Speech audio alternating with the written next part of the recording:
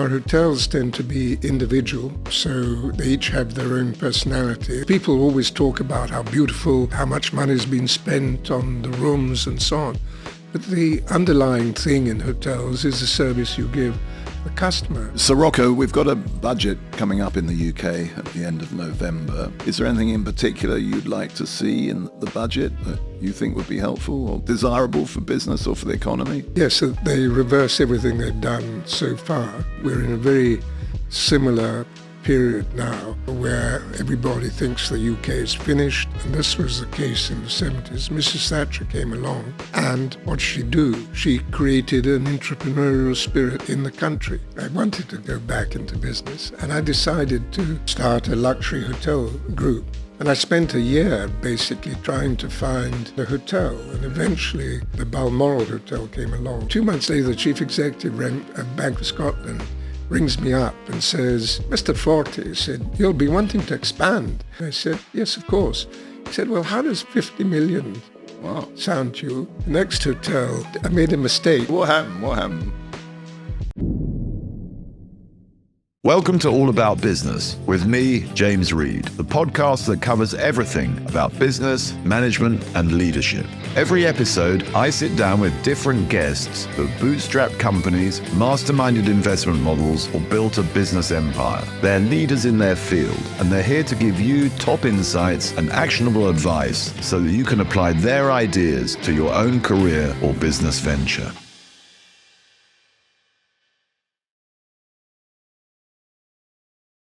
Well, today on All About Business, I find myself in the eternal city of Rome, and I couldn't be more delighted to be here talking to Sir Rocco Forte, who is the chairman and chief executive of the Rocco Forte Hotels Company. And we're in his amazing hotel, the Russi, which I think must be the best hotel in Rome. I've been fortunate enough to stay here for the night preceding the podcast and enjoyed it hugely and would recommend it to anyone who's coming to Rome. And I'm interested, Sir Rocco, firstly, welcome to the podcast and thank you for having us. But I'm interested to begin with, you have built sort of iconic hotels around the world. This one that we're in, but also the Verdura in Sicily, which is also particularly famous. What is it that makes a hotel a Rocco Forte hotel? What is it that you seek to bring to the business of hotels that is uniquely yours? Well, there's certainly a culture to the company that we've developed, which pervades all the hotels that we have. I mean, our hotels tend to be individual, so they each have their own personality. There's a strong sense of place in our hotels. That was one of the first things we tried to do when we set up the company in the first place. And my sister Olga obviously has a big impact on that aspect of things. She looks at every hotel, looks at the situation it's in, and decides how she should make it feel local. And even when we use outside designers, she obviously follows and works with them to create a similar feeling in the hotels. And I think there's a sense of detail in the decor which you don't get from the big chains that do decoration in hotels. They tend to do the same thing over and over again. There's an individuality with the hotels, but most important, I think, is the service that we give in the hotels, because people always talk about how beautiful, how much money has been spent on the rooms and so on. But the underlying thing in hotels is the service you give to the customer, and in luxury hotels, that's the thing that's the utmost importance. The customer's got to feel like an individual. The service has got to be personalised as much as possible. And yes, you can get a sort of cookie cutter approach to service, but there has to be a genuine warmth and feeling towards the guest, which is what we try and instill in our hotels. I mean, we have every member of the staff we take on is inducted. They learn about the family, the history of the family, history of the company, the hotel itself, and the destination and which the hotel is in. So they have a familiarity with everything.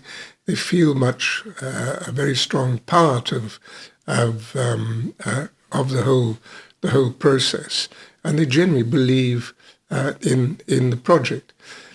At the end of the day, the people who are lowest paid in our organisation are the ones directly in contact with the customer, and so they have really got to believe what they're doing. They've got to want to come to work, enjoy coming to work, and they're the ones who actually are going to make the stay correct and right for the customer. Well, that's so interesting. I mean, there's so much I want to unpack from what you've just said. Yes. I mean, you mentioned your sister Olga. I should say she's the deputy chairman, as I understand it, Yes, at Rocco Forte. yeah. So you work together and have done for many years. Yeah. So this is a family enterprise through and through, as far as I'm aware. But also, our experience staying here, I stayed with my wife Nicola last night, was exactly around the service. The people we met were very warm, helpful, and friendly, and we remarked on it actually. And it was interesting this morning, leaving the room, one of the people who cleans the rooms opened the windows in the corridor to let fresh air in, and then called the lift for us, which I think is unusual. I've never had that happen before in a hotel. So that sort of works. And I'm interested in the aspect of family and culture and service, because you say you induct people and you tell them about the family. Are you sharing specific family values with your team, or expectations that come from your family? So the values that because I think we're naturally hospitable people. If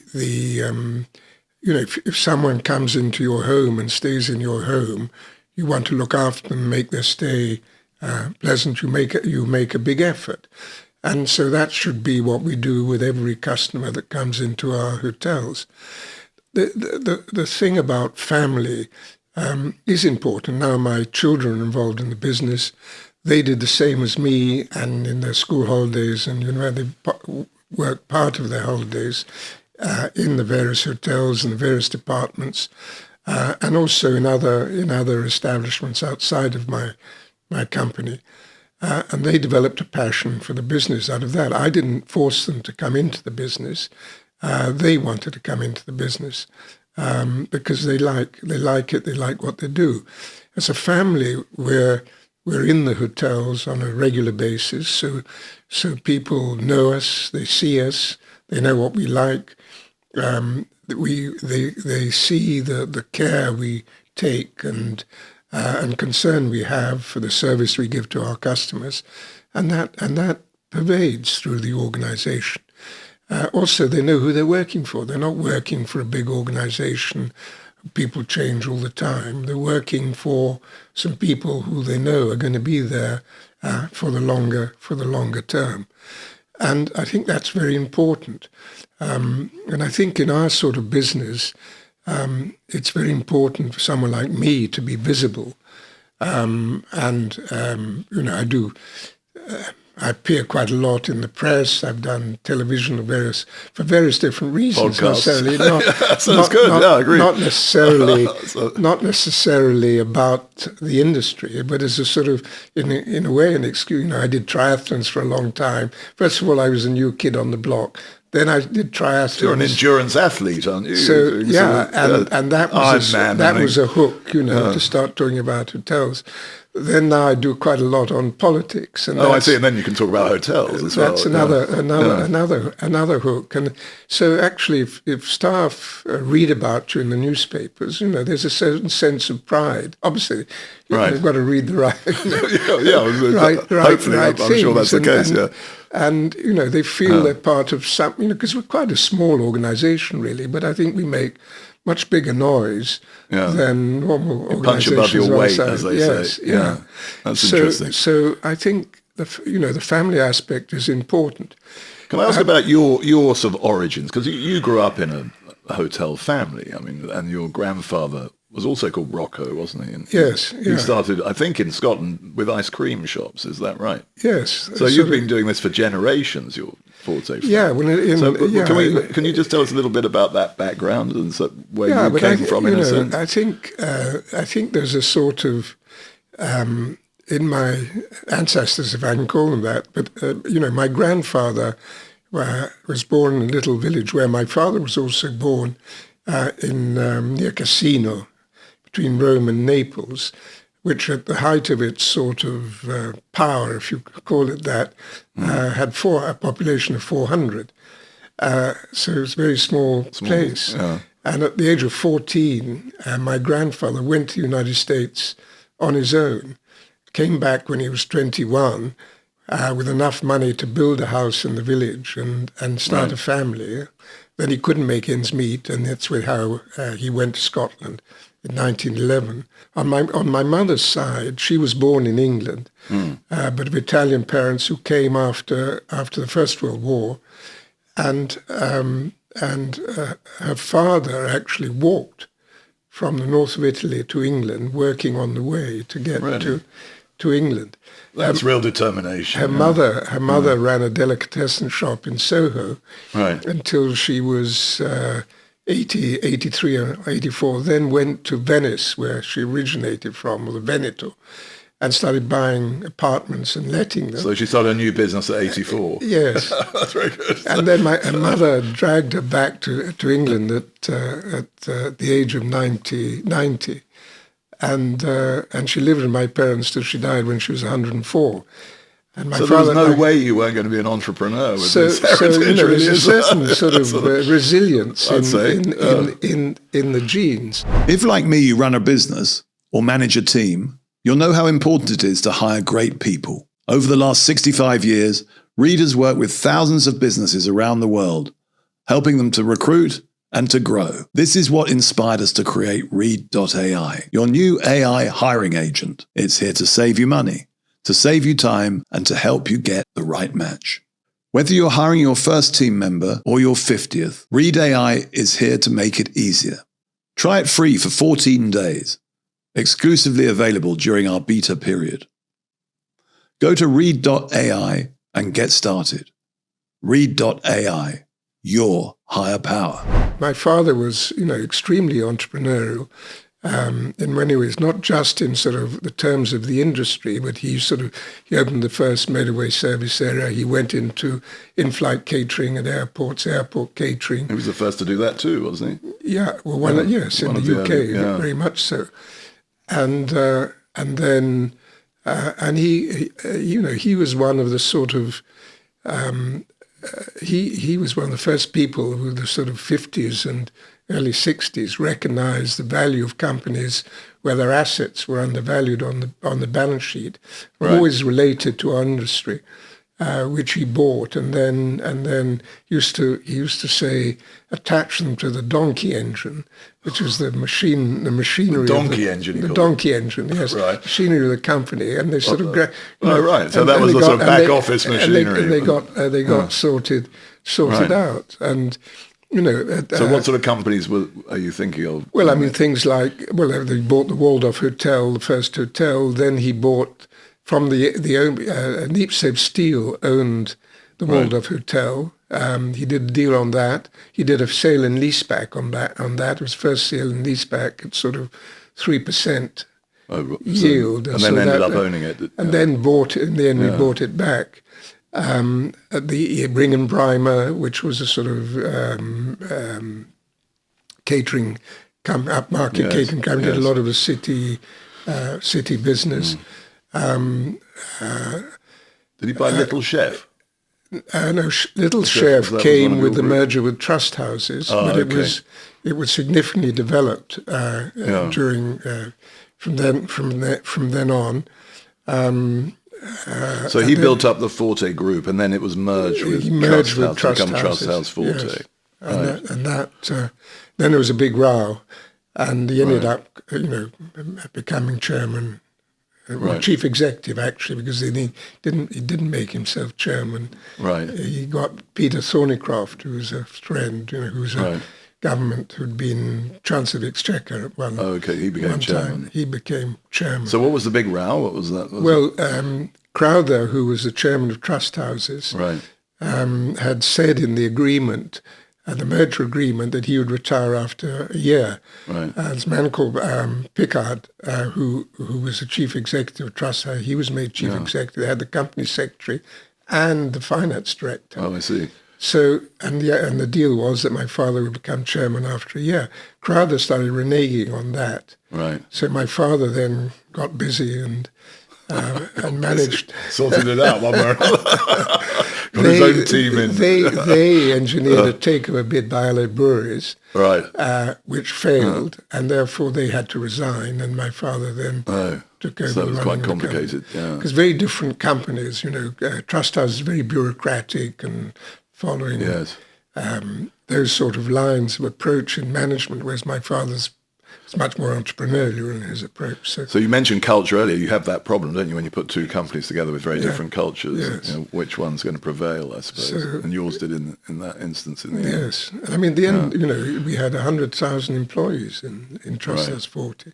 It's a big, big group. But as a family, we were gradually diluted, and we had with the merger particularly, because my father had in the Forte company, which went public in the 60s, had a two-tier share system, so he controlled it. But that went away with the Trust Houses merger, and I think his shareholding dropped to below 20%. Then with rights issues and one thing another, over the years we had about 5% when Granada made the takeover bid. Yeah. So and you were at the wheel when that happened. Yes. So that must have been a bit of a battle or a shock for you, was it? Well, it was, but I mean, we. So what happened? So you had this business because you'd become CEO at this point. Yes, I was sort of chairman and CEO. You were both. Yes. All right. And well, I mean, this bid came out of the blue, and so we started seeing how we could defend ourselves. The thing, of course, about a takeover bid, it's about creating value for the shareholders. So at the end of the day, if you force the bidder to raise his bid, generally speaking, you've created more value, and the shareholders, certainly the institutional shareholders, will look at that and generally accept the bid. So it was about forcing the price up, and which we did, and we were pretty unconventional in our approach. Right. Because you have the bidder makes an offer, then you make a reply, then he makes a subsequent reply to your reply, and then you make a final reply. And we maneuvered in a number of different ways, very unconventional ways. Actually, some of our advisors were not very Anything convinced. you want to share? Convinced, but it really got forced the price up.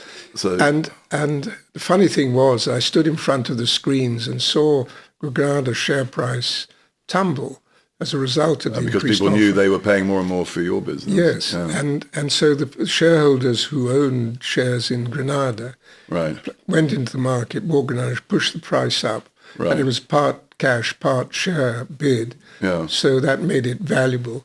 And all the institutional shareholders decided to sell. The individual shareholders, about 15%, including our 5%, hadn't agreed to sell. Right. But obviously, you were outnumbered. The majority, So that went, and I, which was sort of, I had big ambitions for the group, and I could see it, and I wanted to rationalize it because it were in too many things, all demanding capital, and we couldn't do them all.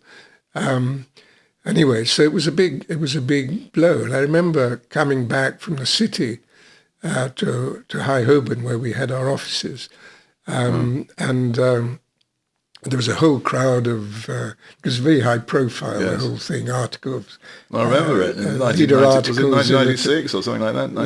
At the end of 95, 96, yes. And there were all these television cameras and sort of microphones were thrust in front of me and they said to me, "What are you going to do now?" Yes. And I remember, for some reason, I remember MacArthur, in the Philippines. He said, I said, I will return. And you did. Almost immediately, didn't you start RF hotels, as it was to begin with? Yes, because I couldn't use the 40, Well, that's what I remember, name. because they had the name. Yes. So how did that play? Because it must be strange someone else owning your name. Yeah. Well, How did you get it back? What happened? And so I was RF Hotels, Rocco Forte's new hotel company. Right. Strapline. Right. And, Compass ended up with the name because it was... A catering company. Yes. Right. And because they just broke up the company. Actually, Yes. sold it for less than they paid for it. So it was a completely did they? ridiculous exercise altogether. And Compass, in honour of my father, so they weren't using the name, Yes. and they gave it back to us. They gave it to you? Yes. Well, that's jolly decent. Yeah. So Oh, that's good. a guy called Mackay was then chairman, and he decided to do that. So it was very... So you very then nice. got going again with your sister. Yes, part because of the family originally, during the takeover bid, Granada had said the city didn't think they could run 5-star and 4-star hotels and they should sell them. So I thought, well, why don't I try and buy these hotels back, or some of them back? But it took me too long. I raised $1 billion in the city to do that. Yeah. And by that time, Granada changed its mind and so on. So I wasn't able to do that. And I said, well, what do I do now? I was 52, 51, and I'd worked all my life. I didn't. Yes. And I always say that I had a bit of money out of it because my father had given me shares in the business and so on. But I always say not enough to keep my wife happy. So I had to go into business again. But of course I wanted to go back into business, and I decided to start a luxury hotel group. And I spent a year basically trying to find a hotel, and eventually the Balmoral Hotel came along, which In Edinburgh. which Trust House 40 were running on a management contract. The Bank of Scotland had got it in a bankruptcy, and we turned it round, and they sort of coincided. By looking for it, they put it on the market. So I managed to buy it eventually after quite a long negotiation, and I took it back over from Granada, which was quite satisfying. Starting there, And then 2 months later, the chief executive of Bank of Scotland rings me up and says, Mr. Forte said, you'll be wanting to expand. And I said, yes, I said. And he said, well, you'll need some money to expand. And I said, yes, of course. He said, well, how does 50 million sound to you? 20 years money, no amortization at 1% over base. And so I had to pretend not to be very excited about it. You kept calm at this point. And so I said, Can't you do better than that? I said, let me think about it, I said. So then I rang him back a day later and said, of course, I accepted it. And sort of that effectively doubled my capital because I managed to scrape together 25 million, which I put in. My sister Olga put in 5, I think, and my father put in another 20. So I doubled my capital overnight, effectively. And So that helped me. which was your next hotel? Which was the second one? The next hotel. Well, I made a mistake. I thought with devolution and so on, Cardiff would become a. Oh, I see. Okay, there was an opportunity to build. I built a hotel in Cardiff, and one in Manchester. At the same. For years, Wales was the only country in Europe without a 5-star hotel, I think. You tried to break that tradition. It didn't, but it was in the Bay Area of Cardiff, and actually building that hotel helped the Bay Area to develop. The Parliament was put there, and so on. I couldn't make it work as a 5-star hotel. You couldn't get the rate right. to justify the service you have to give. So I sold it. And Rodri Morgan, who's then the First Minister, or whatever they call them in Wales, Something like that, I think. wrote me a handwritten letter, Right. and he was a socialist, saying, thank you very much for what you've done for Cardiff. Okay. Which was rather, I was quite taken aback, actually, receiving that That's letter. nice, yeah. Then really we'd opened, in 2000 we opened Rome, this hotel, Right. and Florence. This hotel had been turned into offices before the war, had been the headquarters of Rai Italian Television, who'd left it 8 years before and had been vacant. And through a cousin of mine who knew the owners of the property, introduced me to it. And I couldn't believe it when I walked through from the Via del Babuino, and you see this courtyard and this garden. And it was a sunny February day. And I said, this is the most marvelous place I've ever seen. It took me a year and a half to persuade the owners to let me convert it into a hotel, which I did. And it cost, did some of the infrastructure work. It cost me 15 million euros, equivalent 15 million euros, still the lira then, which I'd borrowed from the Banco di Roma, which existed. Now it's part of Unicredit. And I repaid the money in 3 years. It's a huge Because the hotel success. did so well. I can see why. I mean, it's stunning. The garden And, especially. it's unique. Now all these other hotels in Rome have opened and are opening. And some customers last year went to try some of the, they've all come back. Right. Because there's nothing really like this in Rome or anywhere, actually, in many ways. So this was it's rather a unique hotel, actually. And this put me on the map internationally, as the first major international city, particularly with the American market. And I've been... The American market is, of course, the most important market for luxury hotels. In Italy, it's 55% of our business. As a company as a whole, it's 45%. And so the travel agent community, luxury travel agent community in the States is very important. And I'd always had a good personal relationship with a lot of the top travel agents. And I remember going to see Valerie Wilson after I'd bought the Balmoral with the plans of what I was going to do, one hotel. And she saw me because, of the past relationship.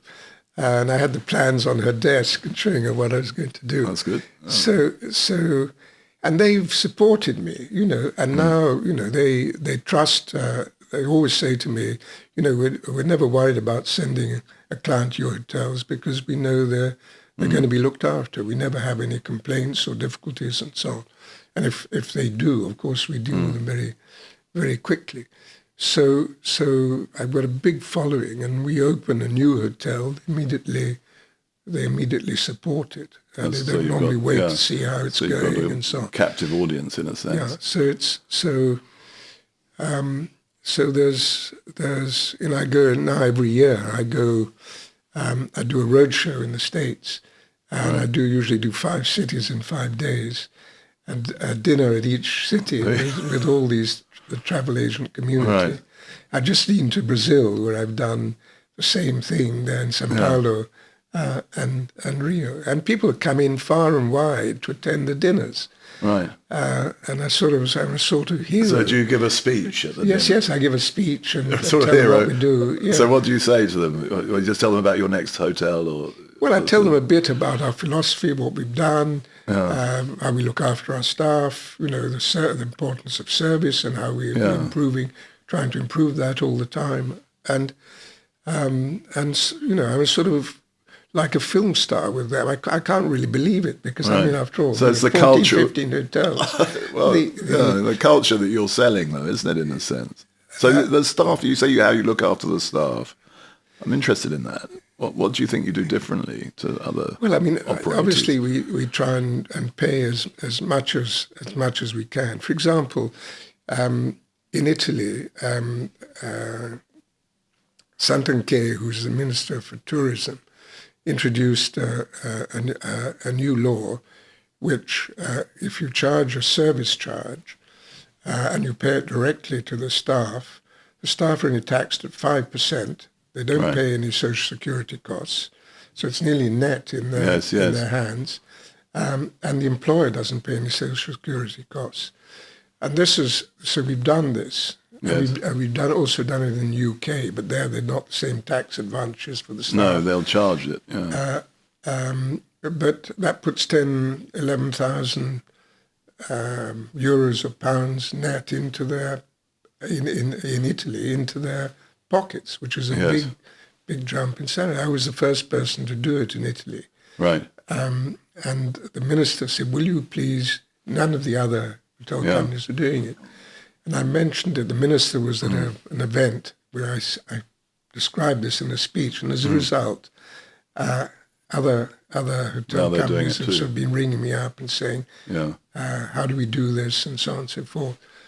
So she's grateful to me. Maybe I should have shut up because we had a Yeah, competitive but it's good for advantage. customers to know that in your hotels, when the service charge goes to the staff directly. And so that's been very important. But I mean, the benefits we give them, obviously the training, we look after them. We have a death in service benefit, which is very not usual, certainly not in Italy, which I've introduced in Italy as well.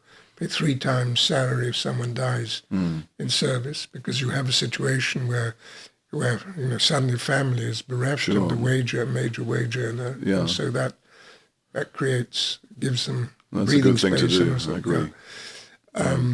and many other things in Sicily, for example, in Verdura, which you mentioned early on. I created this hotel basically in the middle of nowhere. It's due south of Palermo on the coast. 250 nearly 600 acres of land where I built 2 18-hole golf courses, 2 kilometers of coastline. There was no economy really in that area, and we've created employment, not only directly, about 500 people directly employed, but actually in a sort of wider area. The mayor of Sciacca, sort of some years ago now, made me an honorary citizen, and in the ceremony, he in his speech he said, 1,000 small businesses have been created thanks to Verdura. People have come, Sicilians from Verdura and Ribera, the next door town, have come back to Sicily because there's a place to work. The staff there continually thank me when I go there, saying, thank you very much. If it hadn't been for this, I'd have had to go and work overseas or on the continent. They call Italy the continent in Sicily. Do they? Yeah, well, I suppose it is. So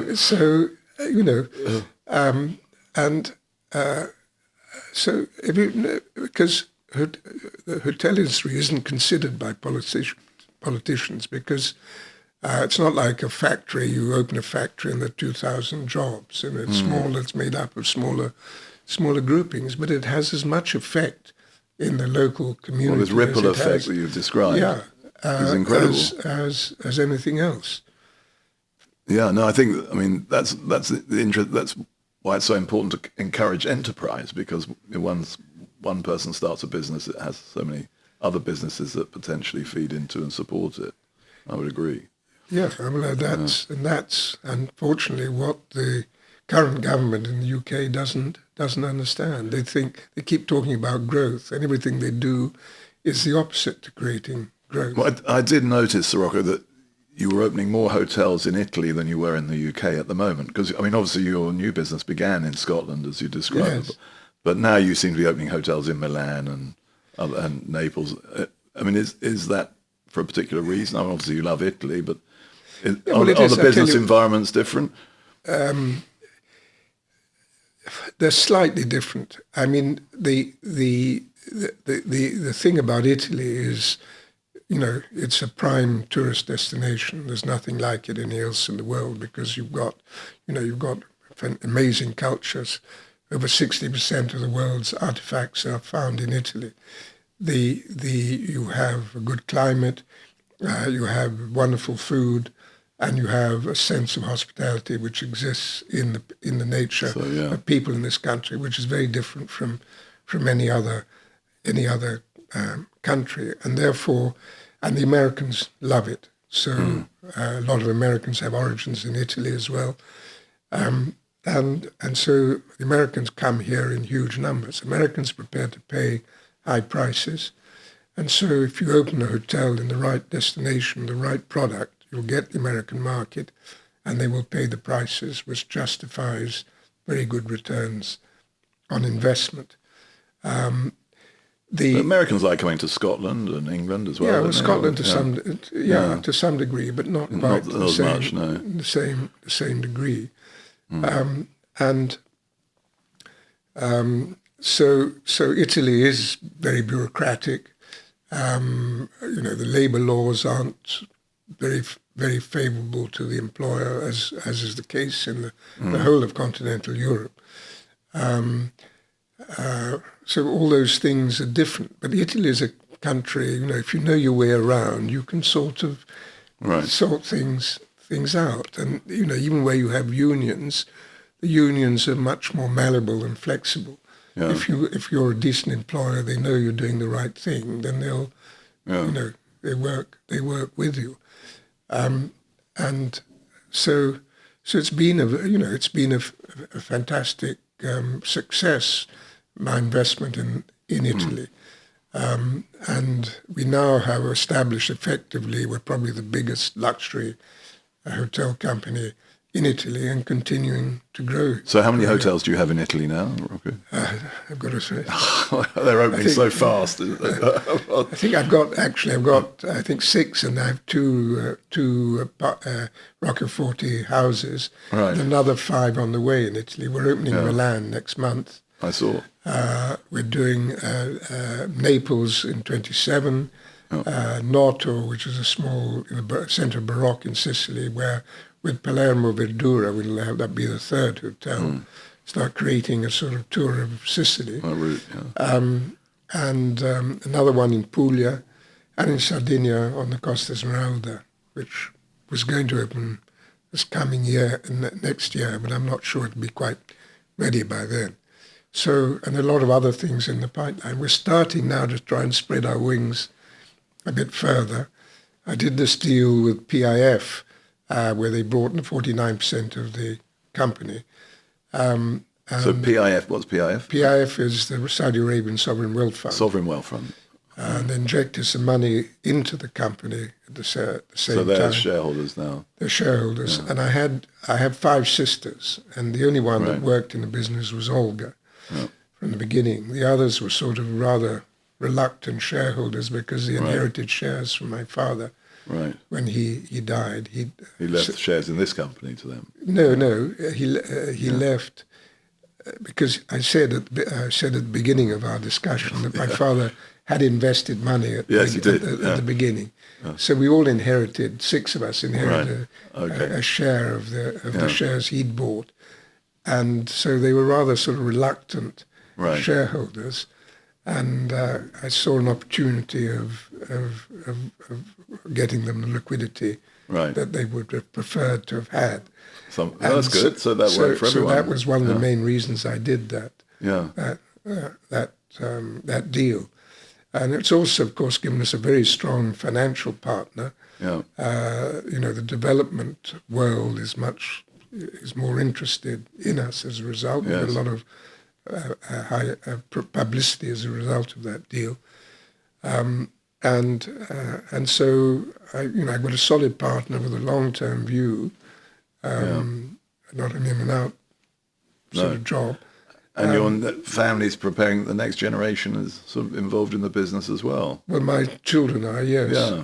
And they, Are you happy to tell me a bit about them and what they're doing? What are their jobs? My son is doing the development side now. Right. And since he's been in charge of that, things have really got moving. So when you say development, do you mean new hotels? Finding new hotels, yes. It certainly has. You sound like you've got quite a few in the pipeline. And my the eldest daughter Lydia does restaurants and bars, so she looks after those.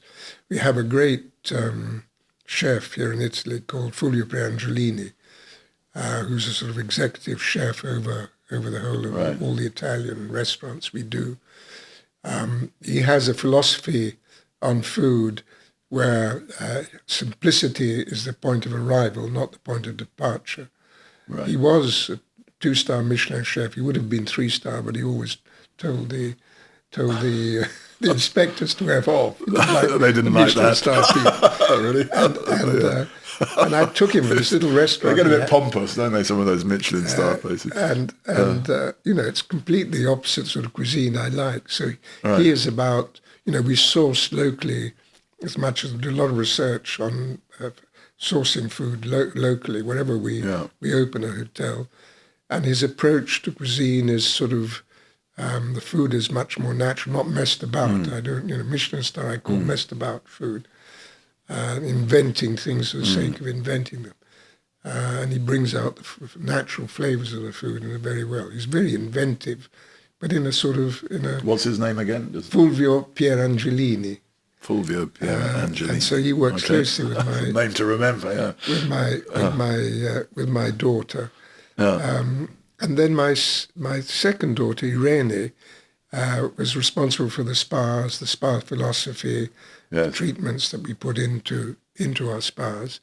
And she started developing some organic skin creams as a result of this, and found a scientist in the north of Italy who started working with and developed her own skin cream business called Irene Forte. L. Catterton, which is the investment arm of B&H, invested $5 million when it was still losing money for 25%. So she's got another business. So she's got another business, and she consults on the spas. And she supplies the hotel. I saw some of the products, as well as being generally available in the marketplace in the States. So this is another entrepreneur emerging from the Forte family. I think that's very interesting. I think it's interesting.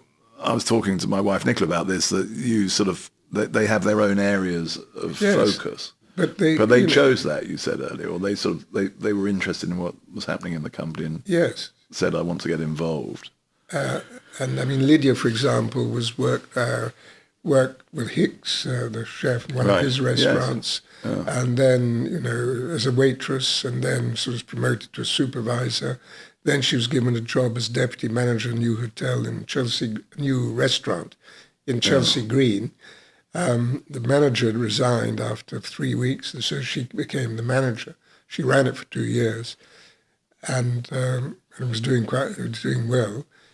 And she got fed up with closing the till at 1 o'clock in the morning every night. And so I said, well, why don't you come and work for me? And she then took I chose the right moment. The timing's important in business. And so, but there's this impression about family businesses that they're not professional, and that there's no reason why a family business shouldn't be, employ the best people and be current in what it does. There is a certain tradition, which I think tradition is important, which gradually is trying to be some of the politicians are trying to dissipate the idea of tradition today. But it is important that there's a sort of fiber and background which is important. But it doesn't mean you don't innovate. You don't keep in touch with what's going on in the world around you. And I have a great executive team, and my children interface with them, as part of the executive team. It's not as if it's a family and no one else. No. Well, you have to innovate to survive and progress in this environment, I think. So you mentioned to me when we were talking earlier that you were headhunted once. In your career, which is unusual in a family business. I've never been headhunted, but you said when you were young, you were working in the basement of the Cafe Royal. Tell us that story. I was in the cellars of the Cafe Royal. I was working the holiday job. I think I was 15 at the time, and I was busying myself, moving crates and doing. And one of the suppliers came in and saw me, and sort of like the cut of my jib, as So you were working hard. and said, and offered me a job. And I think I was being paid £6 a week then, and I think he offered me £10 a week. So good offer. So I went to my father. I said, look, I've just been offered £10 a week, and you're only paying me £6. He said, well, if you want to go and work for the other guy, go and work for Good negotiator. so you stayed put. I stayed put, yes. But that's good to be asked. But I think it's interesting. I think family businesses do bring a lot of entrepreneurial families. You learn a lot just being sort of part of the family about business, just sitting at the table, hearing the conversations.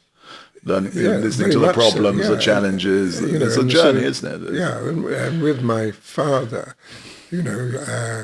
any meetings he had at home, with people, I'd sort of sit in and listen. He used to regularly visit parts of the group, and I used to go with him, around with him, tagging along. And then, I saw him in action a lot, and so I absorbed, I think I absorbed much more than I realized. Yes. And when listening to you, I'm thinking the same, following my father around when he was sort of starting the business up. And I think I absorbed a lot. Yeah. I think as I said earlier, my father trusted people, believed in someone. He gave him a lot of string to get on, and express himself. And of course, if you're going to grow a business, you have to delegate, and you have to understand you've got to delegate. If you want to control every detail yourself, the business can't grow unless you're a complete genius. And so that's very important. And I think, I have a very good relationship with all the top people in the group, not necessarily the executive, all the hotel general managers I know, even people down the line in hotels I'm familiar with and know who they are and their capabilities. So I think, having a team around you at the end of the day is everything, and then you've got to motivate them to drive the business forward in the way you want. You've got to be able to, take the key decisions and and actually see the wood through the trees, because very often in businesses there are problems. Well, there are always problems in businesses, and people talk around them instead of going to the point which is really the problem and needs to be fixed. Why do you think that is? Well, I think a lot of people are afraid of taking decisions. They don't feel comfortable taking decisions because you can always make a mistake. And I've made plenty of mistakes in my life. But at the end of the day, most decisions you take are the right ones, and they help to drive the business forward. And I'm not someone, shoot the messenger type at all. If there's a problem, I want to fix it. I don't. How can we learn from it? How can we stop the mistake being made again? And obviously, if you have employees who are not competent and not capable of the job they're doing, then you can't keep them in the organisation. And there's a reluctance always to fire people. And all this modern term of "let go," is an example of that.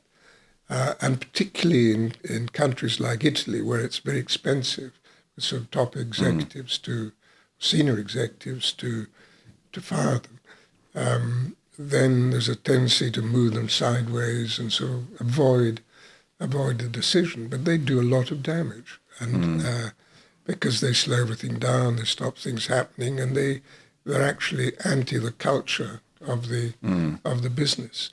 So I'm quite sort of I'm quite forceful about that aspect of things.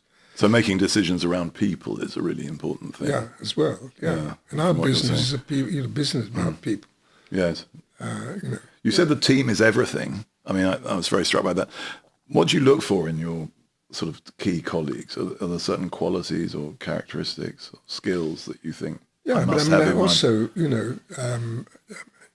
I'm not very good at all the administrative side, the governance side of things. I sort of can't be bothered, So you need people who do that for you. So I've got, I have someone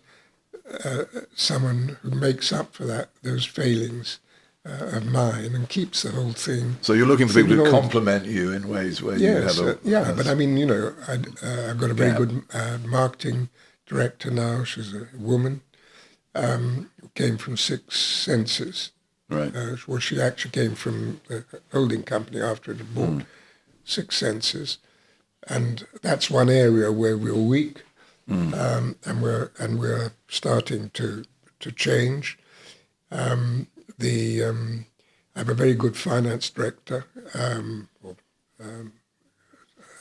Well, they don't call them finance directors anymore. They call them chief financial officer. CFOs. Oh, well, I knew what you meant. Same thing. Who's grown up? That's in an the Americanism. She's a woman who's been with me now for I think 12, 13 years. She's grown up in the company. She's terrific.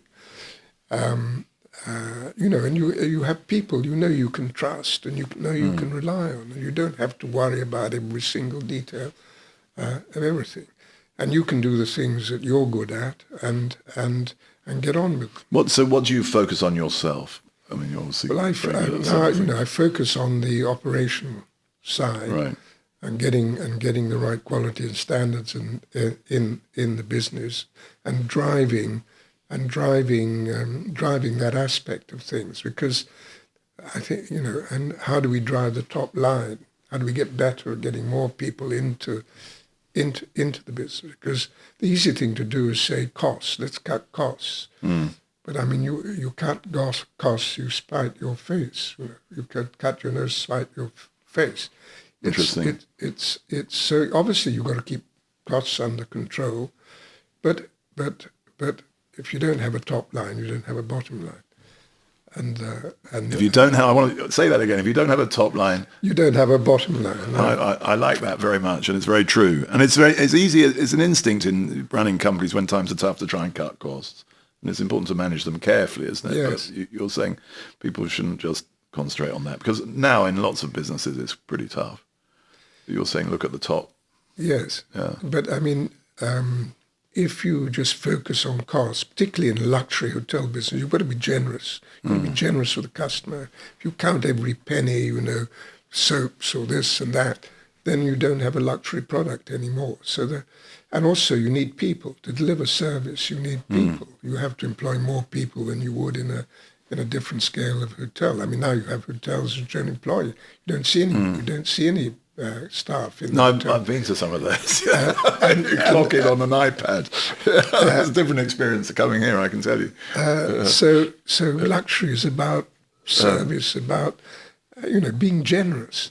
A customer complains about something. You don't send them a small box of chocolates. You send them a bottle of champagne. What does it cost you at the end of the day? Someone's paying 3,000 or 4,000 a night for a suite. Yeah. It's that sort of approach and keeping that perspective. And that's something because I've had 2 operations directors in a row, and I've I've done away with that now. You do that. I do that, and I've appointed 3 basically my best hotel GMs, and given Italy is divided in 2, and I have someone doing the rest of the hotels based in the UK.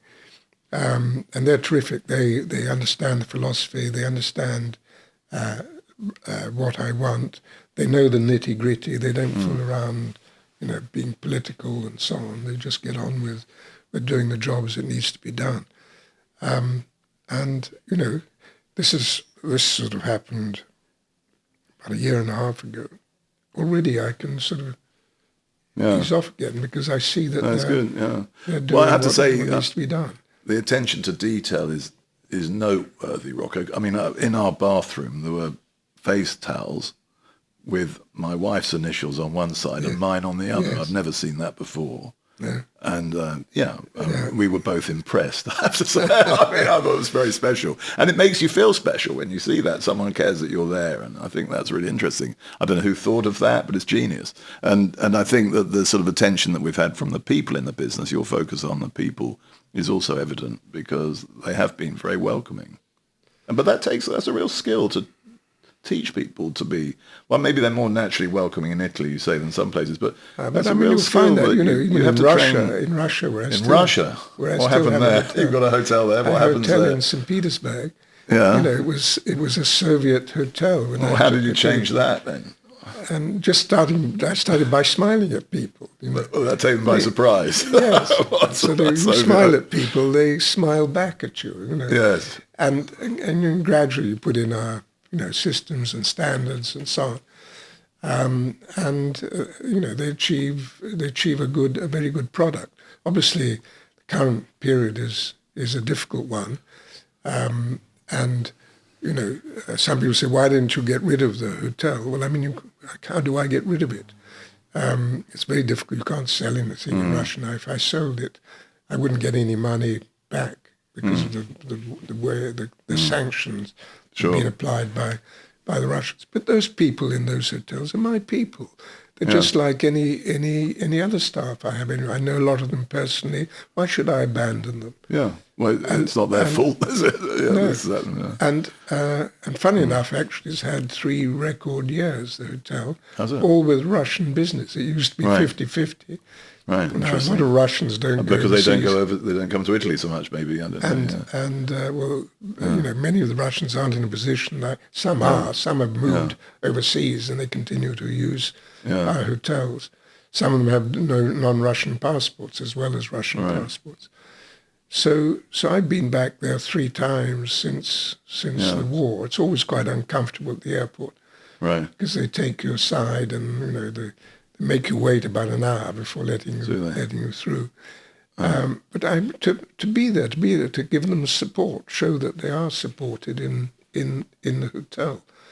And the sanctions rules have changed lately, which means that we can't give direct services to the hotel. So people in the hotel in St. Petersburg can't talk to the people in our head office. Oh. So I'm the only point of contact. Oh, really?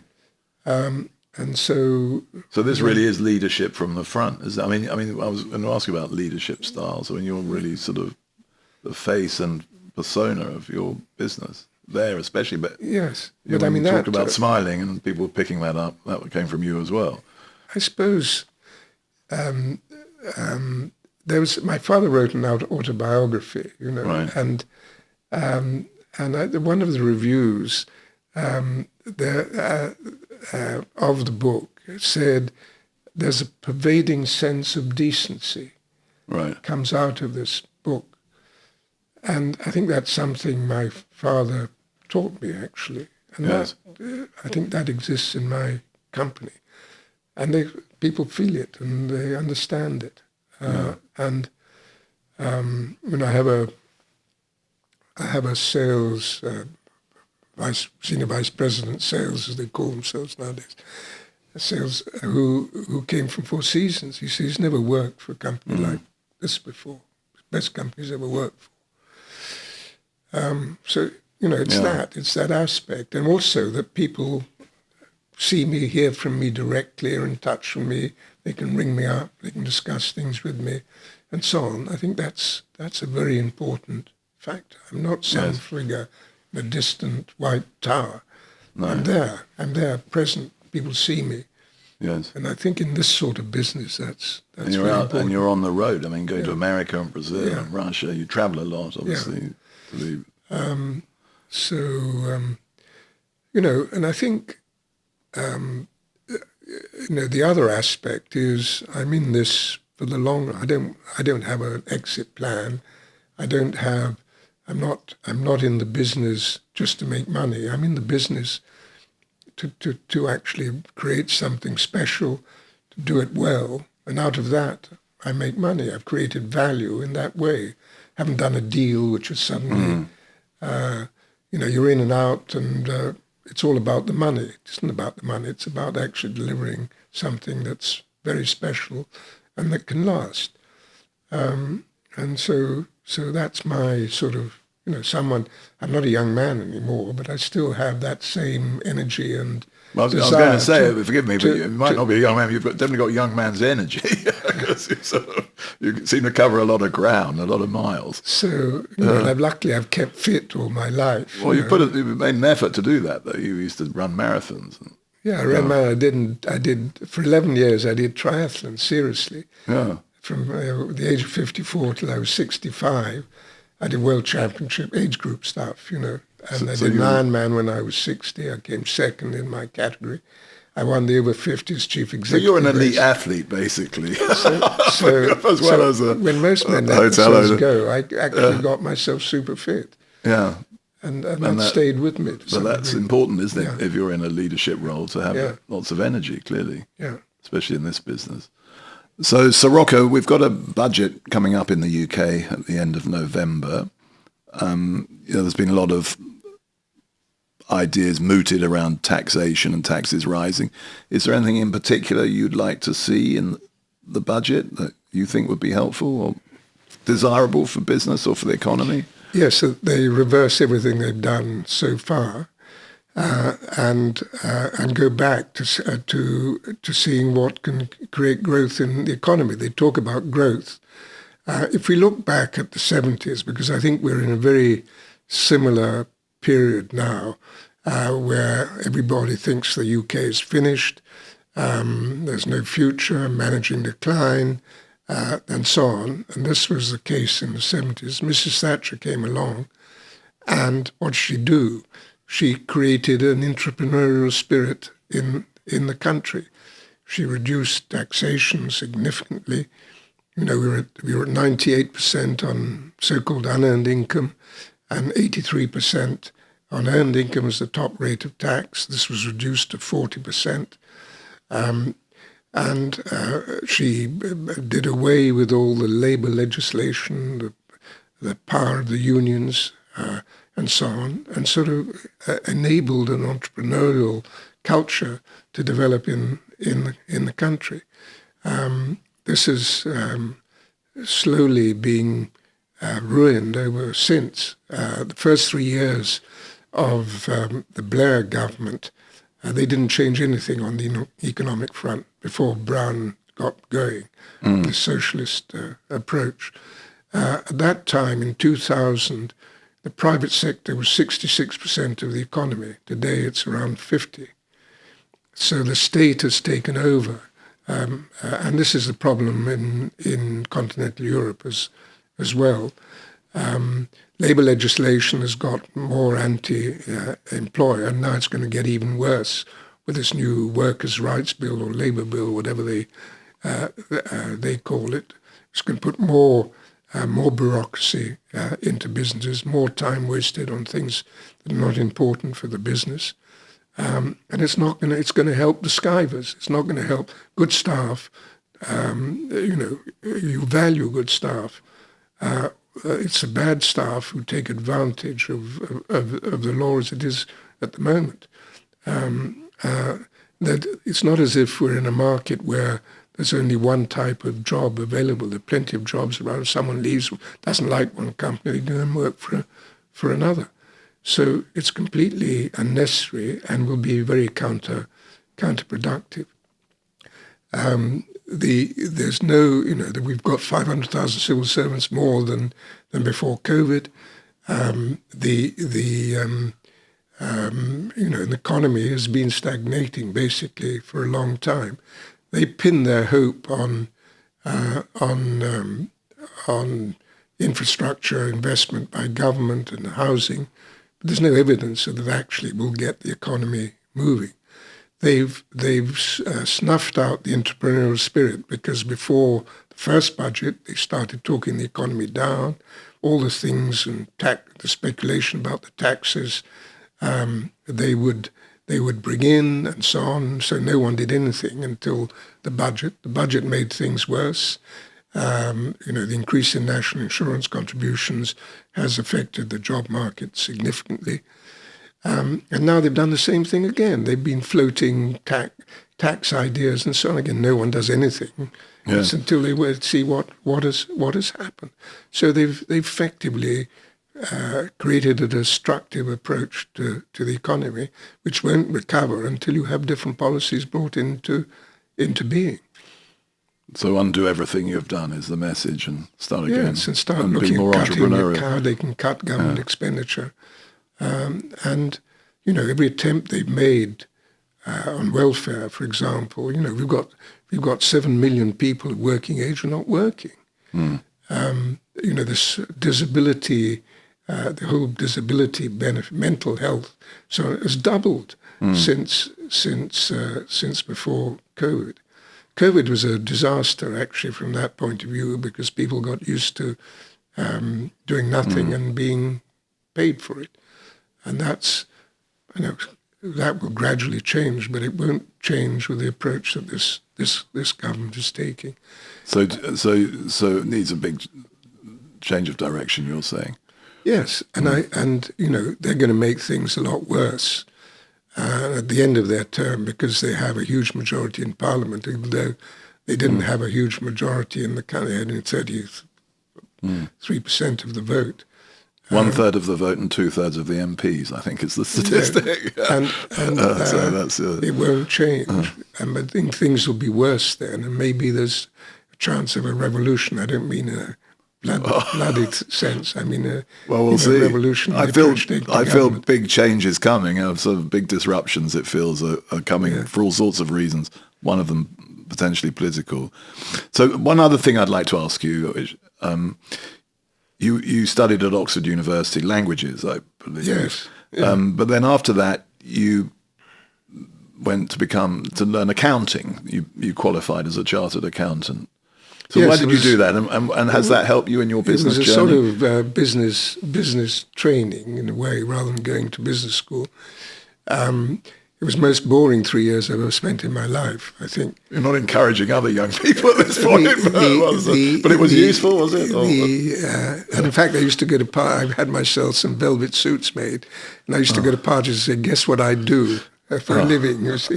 No one would ever guess, of course. No, it's been extremely useful because I become quite numerate, understand balance sheets, and accountants can't tell me what to do. What advice would you give? I feel we're coming to the conclusion of our conversation. I like your last remark. But what advice would you give to someone, a young entrepreneur now, maybe thinking of getting into this business or starting a business, from your experience and your family's experience? I used to know the business. I think that, many people, certainly in my industry, think that running, because they've stayed in hotels, is easy to run a hotel. It's not. There's a sort of professionalism to it. So if you're going to, you've got to come into it, work in it, and see that you like it, and then you learn about it, understand it, before sort of leaping off into the unknown. So I think knowing your business is very important. The other thing I think is accepting that do you have one unit, or do you expand and create more units? If you expand and create more units, then you've got to understand delegation. You've got to develop a team. My father always tells a story that he had this first milk bar in Regent Street and decided to open another one in Charing Cross. And he suddenly said, well, how am I going to be in both places at the same time? Right. And so he decided, he had one of his best waitresses in Regent Street, was called Rose Ciccone, decided to appoint her as manager so he could then spend his time at Charing Cross and the opening of that. And he found that she ran it better than he did. Oh. So that was the beginning of his that was a learning business expansion. Delegation, yes. Yeah, finding people who run things better than one does is a good idea.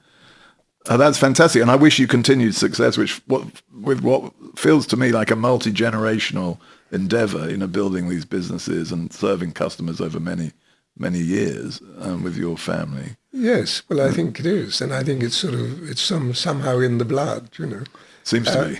Yeah. And you're lucky if you what you do is something you enjoy and something that absorbs you. And of course, as you get older, you've done most things in life, or I've been lucky enough to do most things. The thing that's most exciting and most enjoyable for me is the business. That's my main focus, which annoys my wife sometimes. But you're still married, so that's good. Nearly getting up to 40 years. Well, congratulations on that too. That's good. So, Sir Rocco, I ask two questions at the end of every conversation I have with my guests, which I'm going to ask you. The first question is what gets you up on a Monday morning? Well, I mean, I don't think it's particularly a Monday morning. I don't think about Monday as the first day of the week. I mean, I sort of, I live with my business all the time. I'm thinking about it all the time. And so, I'm anxious to do things. I've thought about things. I want to put them into practices. So it's a sort of continuous process. I don't say it's Monday to Friday. Thank God it's Friday. I'm going home. Well, hotels are open 24/7, aren't they? Yes, So you're always open. So I don't think I can see that. Yeah. The irrelevance of Monday mornings might be particular to you. I suppose the anxious to get going. Again. And then the second question I ask, which is in my interview book, Why You? 101 Questions You'll Never Fear Again, is where do you see yourself in 5 years' time? I have, plans and ideas for the business. I'd like to see us in a position where we're twice the size that we are now. Twice the size? In terms of number of hotels that we have, either open or due to open. So just to stress, you're not slowing down, you're accelerating into your 80s with this because I think ambition, which is so exciting. To really compete, we need to have a slightly bigger scale than we have now. I don't want to get so big that you lose the ability to touch all the properties. And then obviously I have to think about succession, how that will happen, the people who make it happen. I don't think I'll ever, please God, if I keep fit, leave a thing altogether. But you can't carry on keeping the same pace forever, unfortunately. So even you have to admit that. So I'd have to deal with that, and I have my ideas and so on. And I think there's obviously going to be a transitional period between myself and my children, and they're still all developing and and growing as business people. So that really is sort of where I'm looking at the moment.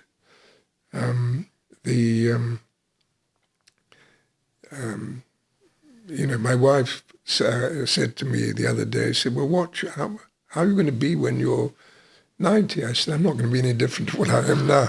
That's my answer. I very much hope that's the case. Thank you very much for talking to me today, and not least for inviting us to your wonderful hotel, Ruthie. It's been fabulous talking to you, and also staying here. Thank you very much, Sir Rocco.